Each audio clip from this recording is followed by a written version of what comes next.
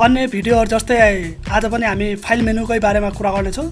र आज हामी फाइल मेनुमा कुन चाहिँ मेनुको बारेमा कुरा गर्नेछौँ भनेपछि गएर फाइल मेनुमा हामी क्लिक गरौँ र त्यसपछि हाम्रो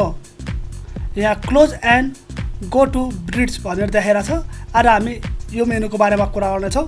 तर यो मेनुलाई हामीले क्लोज जसरी हाम्रो close and go to bridge भनेर देखाएको छ यो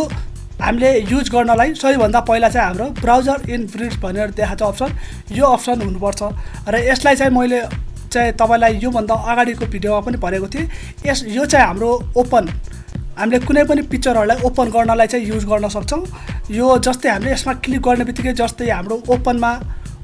हामीले डकुमेन्टहरु चाहिँ अन गर्न सक्छौं, ओपन गर्न सक्छौं। त्यसरी नै ब्राउजर एन्ड ब्रिजबाट पनि हुने गर्छ र ब्राउजर एन्ड ब्रिज हामीले ओपन गर्दा चाहिँ एउटा डकुमेन्ट फोल्डर जसरी हामीले फाइल मेनुमा क्लिक गर्दा एउटा फाइल मेनु अथवा हाम्रो यो कुनै पनि डकुमेन्ट फोल्डर चाहिँ ओपन हुन्छ त्यसमा रहेको हामीले पिक्चरहरुलाई चाहिँ अन गर्न सक्छौं। त्यसरी नै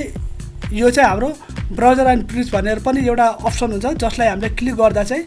यहाँ चाहिँ एउटा डकुमेन्ट ओपन भएर आउँछ र त्यो डकुमेन्टलाई चाहिँ हामीले क्लोज गर्नु पर्यो भने चाहिँ हामी गएर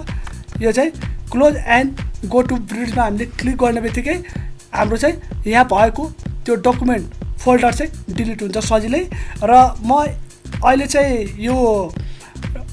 हाम्रो भनेपछि क्लोज एन्ड गो टु ब्रिजको जुन हाम्रो डकुमेन्ट हुन्छ त्यो चाहिँ मैले अहिले यसमा डाउनलोड गरेको छैन, त्यसैले त्यसको बारेमा म कुनै बेला नेक्स्ट भिडियोहरुमा चाहिँ बुझाउने छु र अहिले चाहिँ हामी केवल मेनुहरुको बारेमा